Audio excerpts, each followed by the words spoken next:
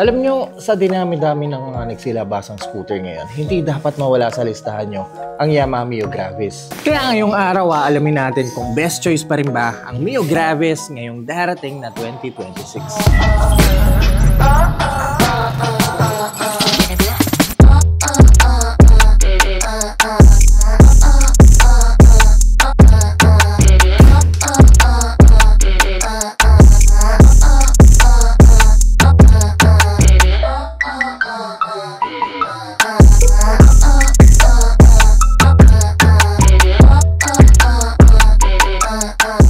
Nilabas ng Yamaha ang facelifted Gravis o version 2 way back 2023 at ngayon meron tayong dalawang kulay na pagpipilian. Isang matte brown at isang dark gray na nasa harap natin ngayon. Pogi tignan yung matte brown pero iba dating nitong gray. Pagdating sa makina, gumagamit pa din to ng 125cc displacement, air-cooled 4-stroke, fuel-injected, 2 valves, single cylinder, single overhead cam, na may 9.5 horsepower at 9.5 Nm of torque. 4.2 liters ang fuel tank capacity, may timbang lang na 102 kilograms at mabibili nyo to date for 84,900 pesos. Mas mababa na ang presyo kumpara sa dati. Ngayon, dito ko natuwa sa itsura niya. Modern styling yung bawat kurba, pasok sa panlasa natin. Tingnan nyo kung gano'ng kaganda yung emblem sa gilid, oh. Mio Gravis. Siyempre, meron tayong gulay board pang all around natin to, kaya kailangan talaga natin yan. Sa harap, intindi ng mukha nito. Medyo hawig ng Aerox na pinasimple. So, we have our napakagandang LED daytime running light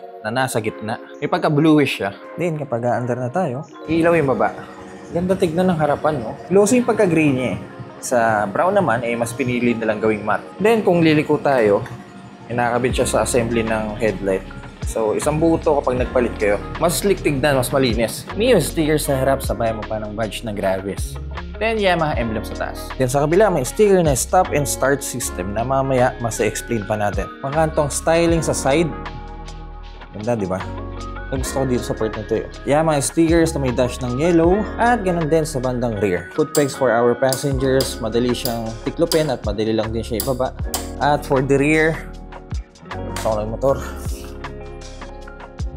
Naka-valve type pa po ang ating rear pero maganda pa rin tignan. For the front compartment, mayroon po tayong package storage dito sa bandang kanan. Malalim to eh. Ayan. Disusi pa rin to. Pero sa Gravis, meron tayong shutter key. Pindutin lang natin ang button na to para magsarado yung susian. At kapag aandar na tayo at gusto natin gamitin yung motor, meron naman tayong shutter key. Kapag nyo lang dyan, then twist nyo lang. Meron ding power socket just in case malobat ang mga cellphone natin sa daan. Pero dito kailangan nyo pang bumili ng extra adapter. At ang pinaka gusto ko sa Gravis kung saan nakalagay yung fuel lid natin. I mean yung mismong tangke natin. So sa right side ng ignition, meron tayong dalawang button. Isang fuel at isang seat. So kung magpapagas tayo, pindot lang sa fuel. At dude, ganun lang kadali. Dito katulad ng ibang scooter na kailangan nyo pang iangat yung upuan para lang magpagas. Dito nasa kaliwa lang ng motor eh. Diba? Isa pa, nakakatuwa eh. At syempre mayroon tayong hook para sa ating mga bilhin. So that's all for this part. Para naman sa ating upuan, malapad siya. Tsaka tingnan nyo kung gaano kakapal yung foam nyo. Maganda yung leather na ginamit sa kanya. Medyo sporty shape dito sa likod. May kanipisan na. Then para mabuksan to katulad ng fuel, pindot lang din sa may seat part. Yan, may read nyo namang clicking sound. At ganito po kalaki ang storage capacity ng Gravis. 25-liter seat storage. Yes, malaki po ang compartment niya kumpara sa ibang mga 125cc. Kuha tayo ng half-face helmet dito. Meron akong tinabi dito eh. Subukan natin kung papasok itong half-face helmet. May nakadent na part sa ilalim eh, sa bandang gitna. Well, para yan sa mga helmet natin. Pero kadalasan kasi ganito ang itsura ng lapag sa compartment. Sa ganitong setup mo, hindi ubra. Kasi dito parang nakita ko tatama na sa part ng upuan na to. Medyo bulky pa tong half-face na meron tayo dito. Anyway, kaya pa rin natin. So yan, nakabaliktad. Pasok ba? Unti na lang eh. Man. Well, siguro yung mga normal half-face papasok dito. Medyo bulky kasi ito eh. Tapos may spoiler pa tayo. Pero 25 liters, marami-rami na kayo mailalagay. Ayan, sarado na natin. Of course, meron aluminum grab bar for our passengers. For our dash, naka-digital meter panel tayo dito sa Gravis.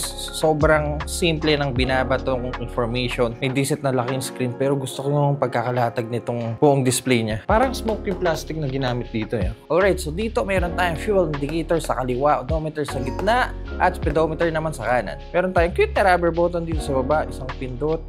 Yan, para sa ating trip meter. At battery voltage. Oh, nice na. Also, orasan. Ito talaga importante sa akin to. Hindi pwedeng mawala ang orasan sa display ng motor. At yun lang. Para i-reset ang trip meter natin, hold lang din natin to.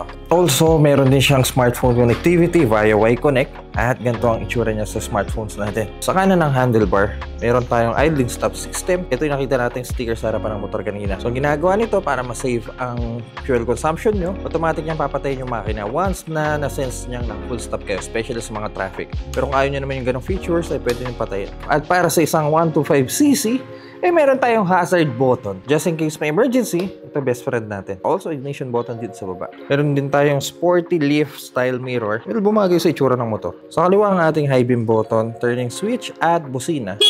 Tingnan yung gaano katalim ang fender natin. No? Napaka-sporty. Naka-telescopic forks, single disc at single piston caliper.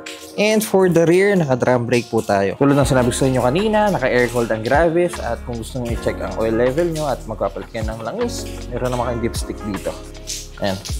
Tsaka monoshock suspension din sa rear. Pero alam niyo yung gusto ko sa Gravis, guys. Naka-wide tires kayo dito. For the stock tire, gumagamit to ng IRC NR83. 110/90 dito sa rear at 190 naman sa harapan. So pares na de 12 inches alloy wheels na naka 100 ang size sa harap at 110 sa likod. So naka-macho tires tayo dito sa Gravis. Mukhang okay na tayo dito sa garahe. Subukan naman natin mag-perform sa daan. Halos 5 taon na sa market ang Mio Gravis simula version 1 hanggang version 2, pero hanggang ngayon nakipagsabayan pa rin sa Ganda.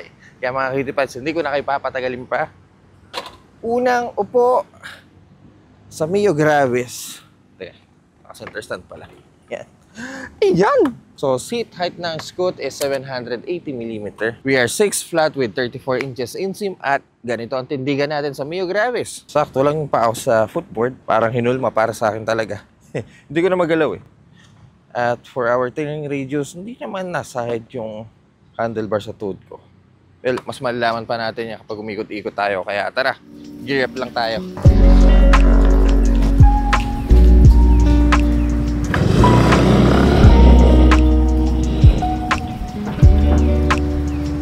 Alam niyo, aminin ko sa inyo, kapag malaking motor ang dala nyo, nakaka-overwhelm yung power ng bike eh. Pero kapag scooter, lalo na Gravis, parang ang payapa ng mundo, no? Parang gusto mo na lang safe makapunta from point A to point B. Okay, kalmaan lang natin ang ride gamit ang Gravis. Alam nyo, kahit anong late nyo sa mga lakad nyo ngayong araw, late kayo nagising, late kayo sa eskwela, late kayo sa trabaho, guys, huwag na tayong waswas sa daan para safe ang lahat. Ano ba naman yung maging responsable tayo sa daan, di ba? Alright guys, so ergo natin dito sa Mio Gravis. Medyo makapal yung foam ng upuan nyo, so kahit pa paano relax ang sitting position natin dito. And yung legroom natin, dahil malaki ang paa ko, mahabang mga bias ko. Teka, ito tayo. You can see, saktong-sakto lang siya sa footboard. Hindi nga lang siya ibang scooter na mayroon pa kayo para ilagay sa gitna yung paa nyo. Kumbaga kapag nakaapak tayo sa footboard, parang naka-fix na yung mga paa natin. So kapag nag-ride ako, ayun ganyan. Ganda ng itsura ng cockpit natin. Ewan ko, napaka-simple pero ang modern tignan, di ba? Dito, meron tayong hazard button para sa isang 125cc. Kadalasan sa mga 125cc wala nito. So sa Mio Gravis, meron tayo niyan. Teka, tama ba itong dinadaanan ko? Siguro bye-bye na lang natin tong daan. Hindi ko kabisado to. Subukan naman natin siya sa highway. Power delivery ng bike, kahit 125cc siya, hindi bitin yung pakiramdam. Madali rin tayo nakaka-overtake. So overtaking power kahit ganitong klaseng displacement lang, pwedeng pwede. Kaya madali tayo nakakasingit to. Wala tayo saglit dito. May kukunin lang ako sa cellphone. Hazard tayo. Yung kagandahan sa Mio Gravis, may hazard na. Hindi na natin kailangan maglagay ng mga aftermarket. Cellphone ko dito lang. Madali nating nabubunot. Yan. Siyempre, doble ingat lang kasi walang cover to. Subok tayo ng power ng Gravis dito. 9.5 horsepower! Ang smooth nito. Kung nga pala napagtunto ko, meron tayong Blue Core technology. Ayan o. Yun ako, sasabay mo pa ng SMG o kung tawagin ay Smart Motor Generator. Nagsama ang dalawa para maka-form ng mas magandang takbo. Also tahimik na startup. So silang dalawang rason kung bakit ganito na lang kay smooth ang Yamaha Mio Gravis. Kaliwa tayo dito. Ang gaan ng motor, grabe to. Saktong sakto lang yung power niya. Kung ang rason nyo ay pang detailing yung motor for city ride, pang singit-singit sa traffic, pang sundo kay misis, pwedeng pwede to. Malaki yung compartment natin ha. Sige po. May ibang mga compartment kasi nakalahati lang ng upuan. Pero dito 25 liters. When it comes to our fuel consumption, kumonsumo po tayo ng 45 km per liter. Maraming factor kung paano magpapara yung fuel consumption nyo. Una-una, yung makina. Pangalawa, yung timbang nyo, kung may angkas pa kayo. Also yung pigaan nyo. Depende sa sitwasyon eh. Pero nakita nyo naman yung riding style natin. Mixed riding style, 45 km per liter ang konsumo natin.